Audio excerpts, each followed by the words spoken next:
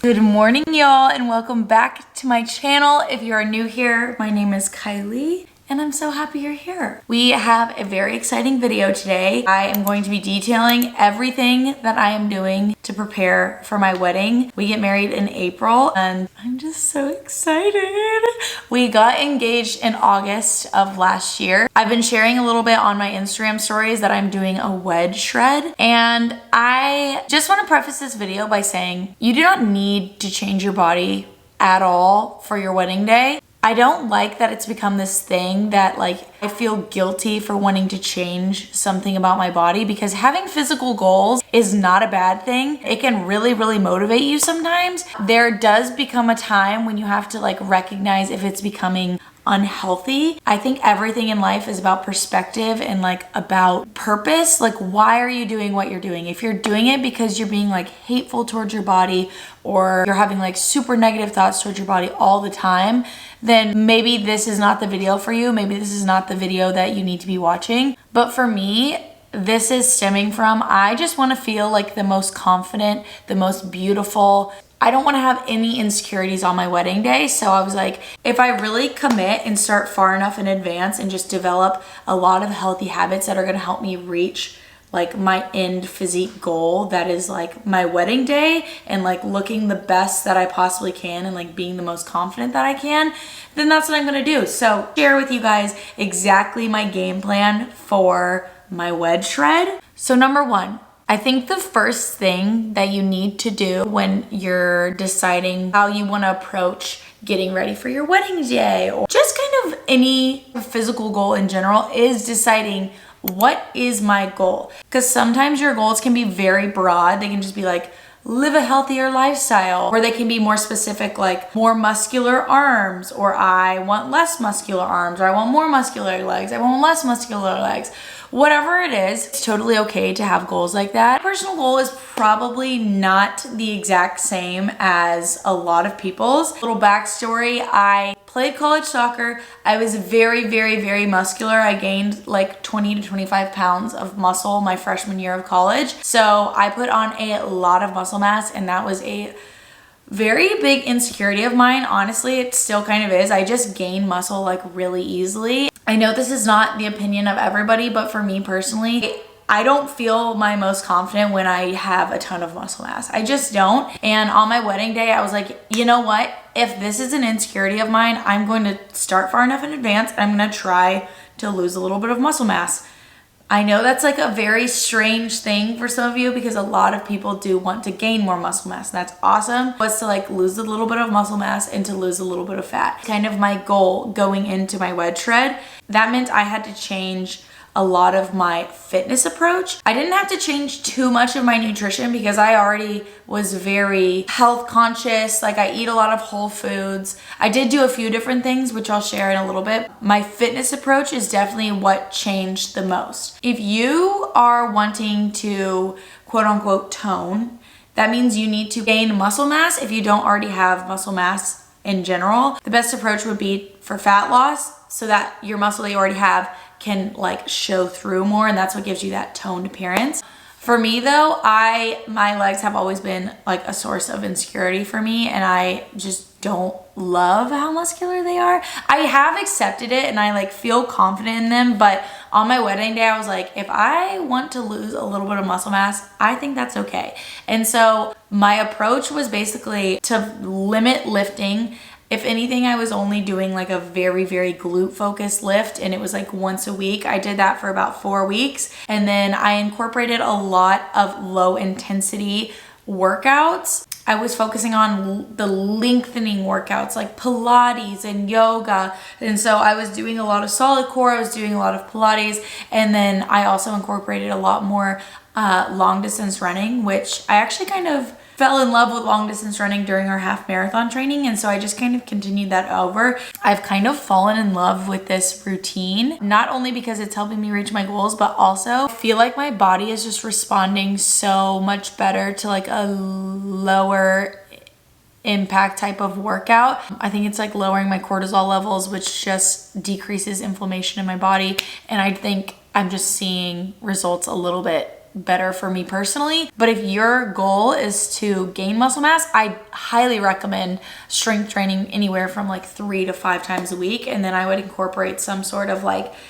low intensity, steady state cardio, like incline walking, stairs, biking, whatever you want it to be. I would just use like a combo of those, and I think that would be like a really great approach. It's just not the approach I personally took. And I'm also doing some sprint workouts and high intensity workouts. I'm just not doing them like every single day because that puts a lot of, honestly, my joints can't handle doing like a high intensity workout every single day. So I've really been loving Pilates. I've really been loving solid core, just doing things that are out of the norm for me. That's my fitness approach. That's kind of what I've been sticking to for the past 12-ish weeks. Now let's move on to nutrition. Nutrition is just as important, if not more important, than the fitness side of things. For me, I decided to go the route of tracking macros just because it was the most tangible way to track everything that I was eating and knowing that I was doing everything that I needed to do. So I'm working with my friend Kat. She is a dietitian, and so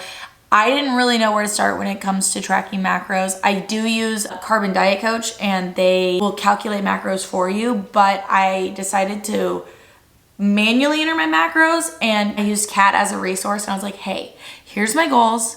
I want to lose a little bit of muscle mass. I want to lose a little bit of body fat.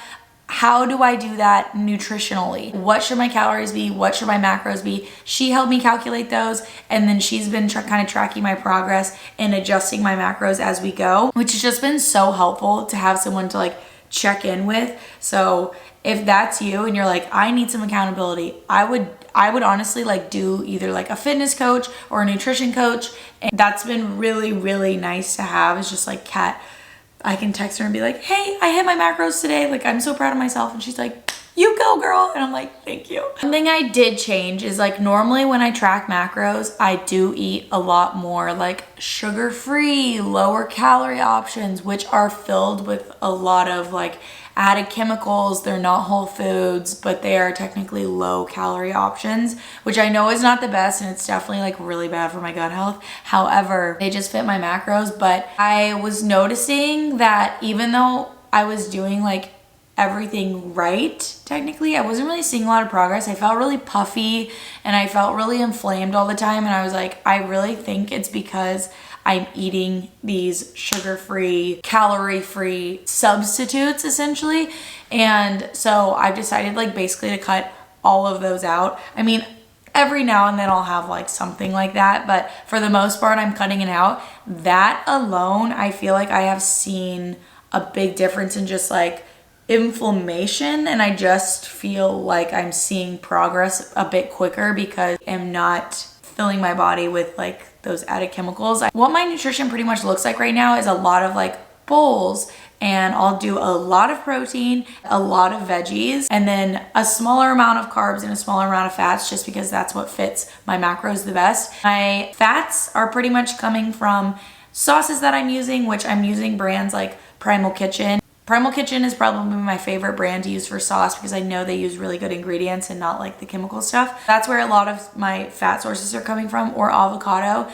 My carb sources are usually from rice or sweet potato or veggies. Like a lot of my carbs do come from veggies. And protein, I am sticking to like leaner proteins. So fish, ground turkey, lean ground beef, chicken, options like that are really good. Some snack options of hard-boiled eggs are really good. They're high in protein. Greek yogurt is another one, even though I am trying to stay away from dairy because it's one of my like inflammatory foods. I am eating Greek yogurt on occasion. And yeah, my nutrition is I'm trying to stick to whole foods and just I like to call it bulk eating. And I like to use a lot of vegetables because vegetables are obviously lower calorie, so they fit my macros a bit better, but they leave me feeling full because I can eat larger portions. And I just want to remind you, like, this is for a set goal in mind, which is my wedding day. This is not like for life. I'm not going to be like eating low calorie, eating super high protein for the rest of my life. It is for a goal, and there is an end date, which, to be honest, I have kind of liked having like that end date because it makes me like stick to it more, if that makes sense. Because I'm like, okay, there's an end date when I can like eat whatever I want. Like on our honeymoon, I'm gonna be eating everything. Now it's just I want to look and feel the best on my wedding day and in my wedding dress, and so this is what I'm doing.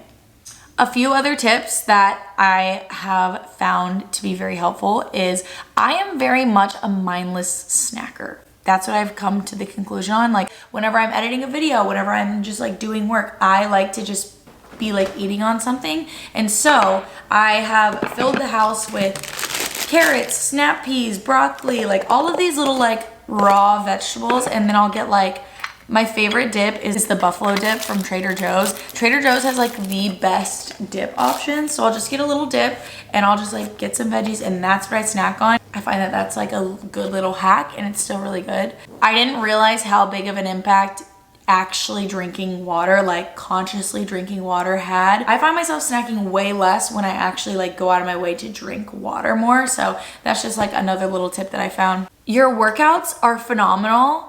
But I found myself like I'll work out in the morning and then the rest of the day I will just be like so stagnant. I'll just be editing or on my computer and I just like don't move the rest of the day, which is fine. But a lot of times I wouldn't even hit my steps because I just like would work out, would just sit there the rest of the day. So to hit my steps, I try to find ways to be more active, like taking the stairs, going for a walk at lunch, going for a walk at night, like taking Ranger on a walk, just like doing things to like be more active. My goal is to try and hit 10,000 steps every day. And I find when I go out of my way to be active like that, just like little bits like add up over the whole day. I very rarely don't hit my step goal anymore. The last two things are sleep and stress. Not getting enough sleep can really inhibit like progress that you're seeing. Really go out of your way to try and get 7 to 8 hours of sleep if you can. I know that's really hard. It's really hard for us too. Like we are night owls and like don't go to bed.